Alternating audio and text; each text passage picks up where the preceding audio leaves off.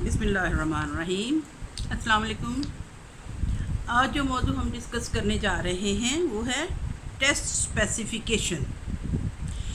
Class room test کے ذریعے تدریسی مقاصد کے حصول کی پیمائش کے لیے جو آلہ استعمال کیا جاتا ہے اسے ٹیبل آف اسپیسیفیکیشن کہتے ہیں۔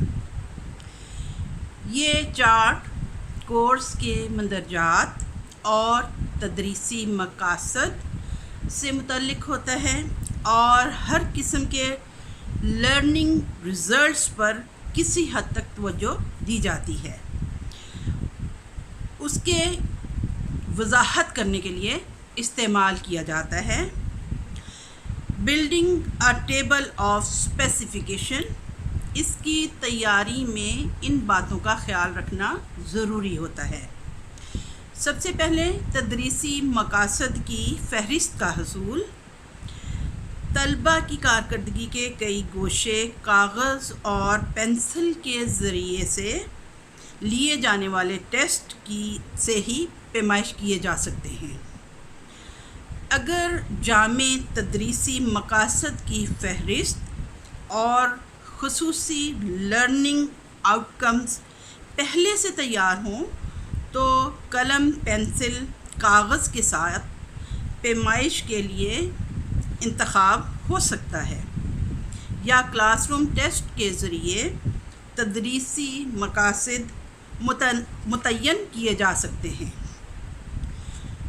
دوسری بات جس کا خیال رکھنا بہت ضروری ہے وہ ہے کورس مندرجات کا احاطہ،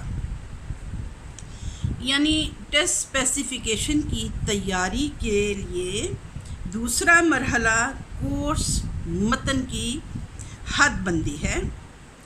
متن حدود میں تفصیل کی مقدار ٹیسٹ کے مقاصد پر منحصر ہوتی ہے۔ اس کے علاوہ کور کیے جانے والے کورس کا حصہ اور استعمال ہونے والے ٹیسٹ کی قسم کی تشریح اور معیاری حوالہ جات ٹیسٹ مقاصد اور متن کی تفصیلی تشریح چاہتے ہیں۔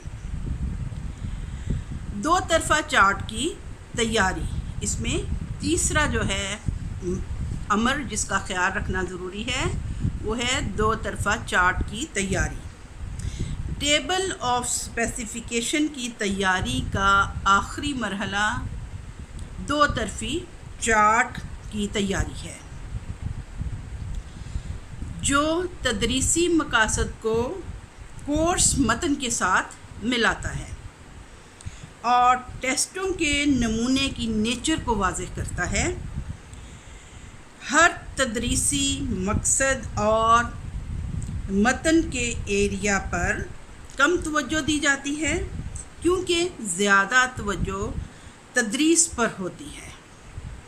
استاد تدریسی اوقات کی مقدار اور لرننگ آؤٹ کمز پر زیادہ توجہ دیتا ہے اور انہیں رہنما کے طور پر استعمال کرتا ہے۔ عام طور پر نچلی سطح پر پہلی دی گئی اوسط پر زیادہ زور دیا جاتا ہے ہر مقصد کے لیے، جبکہ دائیں طرف والے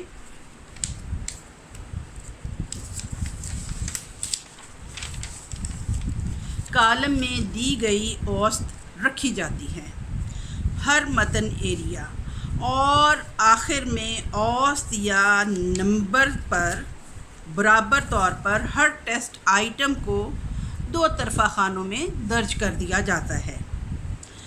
مقاصد کے درمیان ترجیحات کا تعین، اس میں پہلی بات یہ ہے کہ مؤثر ٹیسٹ پلاننگ کا تقاضا ہے کہ مقاصد طے کر کے تحریر کر لیے جائیں۔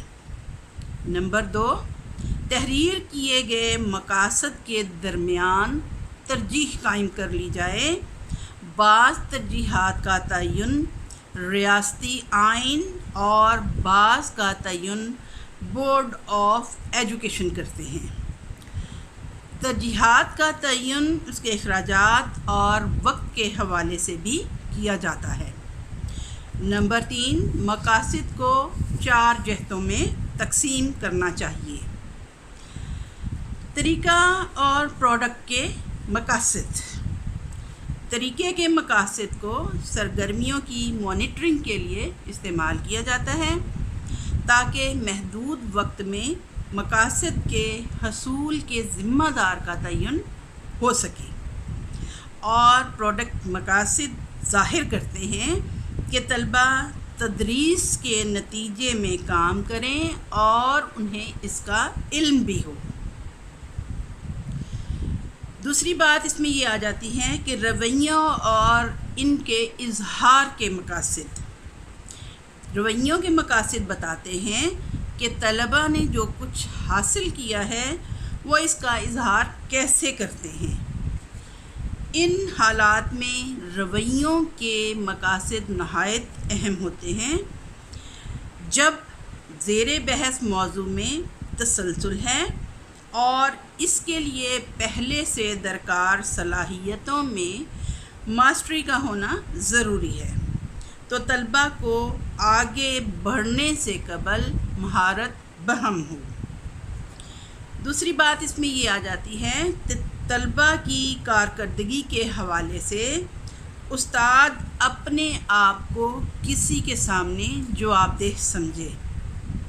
تیسری بات اس میں ہے کہ مقاصد وسیع البنیاد میں تو رویوں کے مقاصد تحریر کیے جائیں۔ نمبر 4 اس میں بات ہے کہ والدین کو مقاصد سے آگاہ کیا جائے۔ نمبر 5 پہ بات آتی ہے کہ آئٹموں کا ذخیرہ موجود ہو جس کی مدد سے مقاصد کے مطلب کی تشریح کر کے کلیئر کیا جا سکے۔ فوری اور حتمی مقاصد کون سے ہوتے ہیں؟ فوری مقاصد وہ ہوتے ہیں جن پر اسکول فوری توجہ دیتا ہے، جبکہ حتمی مقاصد طویل المیعاد ہوتے ہیں جنہیں اسکول ضروری تو سمجھتا ہے لیکن استاد انہیں براہ راست کنٹرول نہیں کر سکتے۔ محدود مقاصد، ریسٹرکٹیڈ اینڈ انکلوسیو آبجیکٹیوز۔ محدود مقاصد کی تعریف بہت لگی بندی ہے کہ وہ طلبہ کو دیے گئے آئٹموں کے برابر ہوتے ہیں، جبکہ انکلوسیو مقاصد کو ذرا وسیع البنیاد سمجھا جاتا ہے۔ یہ طلبہ کو دیے گئے آئٹمز میں ایک سے زیادہ آئٹم کے برابر ہوتے ہیں۔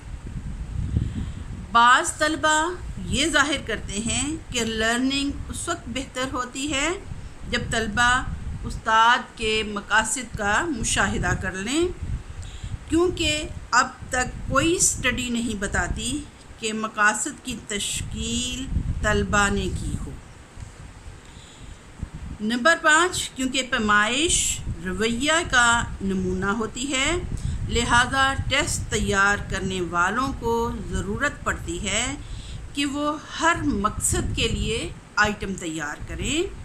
مزید یہ کہ ہر آئٹم کو کتنا پیچیدہ ہونا چاہیے، اس کی وضاحت کے لیے عموماً بلومز ٹیکسانومی استعمال ہوتی ہے۔ اس میں سب سے پہلے نالج یعنی سادہ یادداشت کے ذریعے آئٹمز کے جواب دینا، یہ نالج کی چیکنگ ہے۔ پھر جامعیت یا جامع یعنی اپنے الفاظ میں بیان کر سکیں۔ تیسری بات ہے اپلائی کرنا، یعنی ایک صورتحال کو دوسری صورتحال کے ساتھ وابستہ کر سکیں۔ پھر ہے انالیسس، یعنی اندرونی تعلق کو تلاش کر کے خوبیوں اور خامیوں کو بیان کر سکیں۔ پھر مرکبات، کوئی انوکھا کام یعنی سٹوری لکھنا یا مفروضہ بنانا۔ اور پھر جائزہ، یعنی اندرونی اور بیرونی معیار کو استعمال کرتے ہوئے متضاد شواہد کا جائزہ لے کر رائے قائم کرنا۔ کراٹویل کی ٹیکسونومی آف افیکٹو ڈومین کی بھی وضاحت کی گئی ہے کہ وصول کرنا یا اٹینڈ کرنا، یعنی کسی چیز کی آگہی رکھنا اور برداشت کرنا، رد عمل ظاہر کرنا، اپنے جوش و خروش کا اظہار کرنا،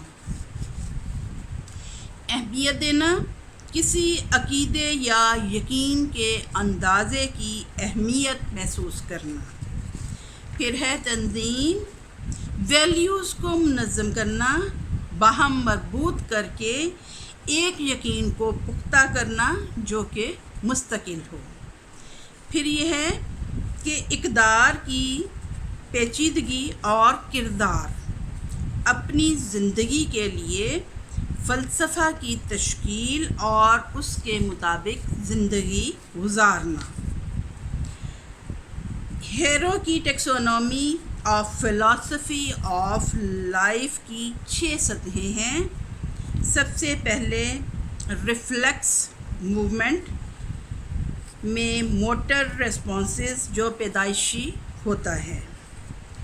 بیسک فنڈامنٹل موومنٹس، اس میں ریفلیکس سے بھی اونچی سطح کی موومنٹس ہوتی ہیں جنہیں خصوصی پیچیدہ مہارتیں شامل ہیں۔ تصوراتی صلاحیتیں، تدریسی اور مؤثر صلاحیتیں شامل ہیں۔ اس میں جسمانی صلاحیتیں، اس میں حوصلہ، قوت، لچک اور صلاحیتوں کو شامل کرتے ہیں۔ پھر مہارت کی تحریکیں، یہ وہ تحریکیں ہیں جو لرننگ اور مہارت کی نشو و نما کا تقاضا کرتی ہیں، خاص طور پر کھیل، ڈانس اور تخلیقی کام۔ پھر اس میں آ جاتا ہے غیر تشریحی ابلاغ، یہ صلاحیت کہ چہرے کے تاثرات، جسمانی حرکات، ڈانس اور اس طرح کی صلاحیتوں سے مضبوط ابلاغ کر سکے۔ بیرٹ نے مقاصد کی ٹیکسونومی جو تیار کی ہے، جس کے ذریعے جامع انداز کی ریڈنگ ہو سکتی ہے، اور تدریسی و افیکٹو ڈومین دونوں شامل ہیں۔ اس میں میوزک اور آرٹ اختیار کیا جاتا ہے۔ دو طرفہ گرڈ کے ذریعے طلباء کے رویوں کو تلاش کیا جاتا ہے اور اس کی سادگی کا اندازہ لگایا جا سکتا ہے۔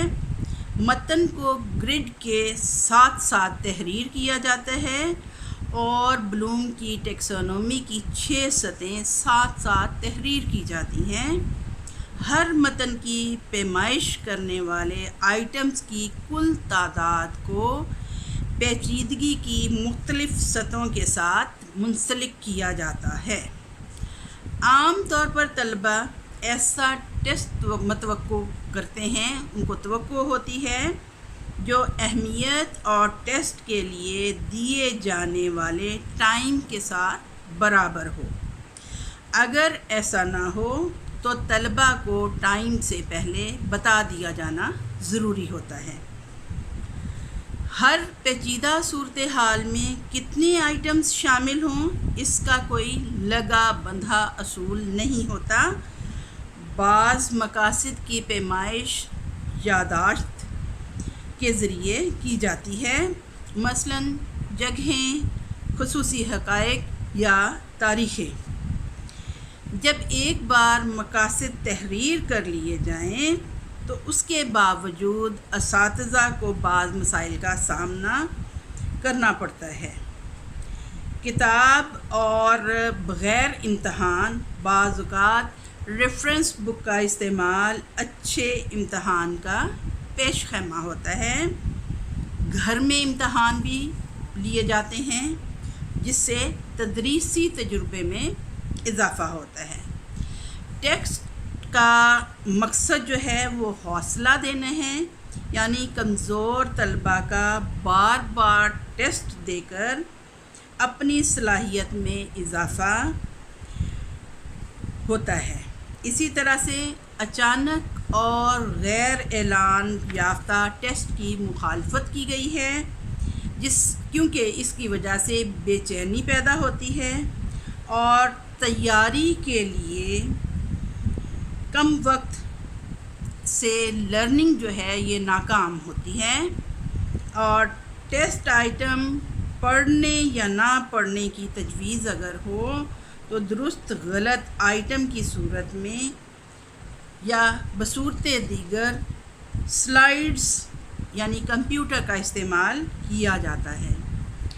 آئٹموں کی ترتیب ہمیشہ آسان سے مشکل کی طرف رکھی جاتی ہے، یعنی پہلے آسان آئٹمز ہوتے ہیں اور بعد ازاں مشکل آئٹم ہوتے ہیں۔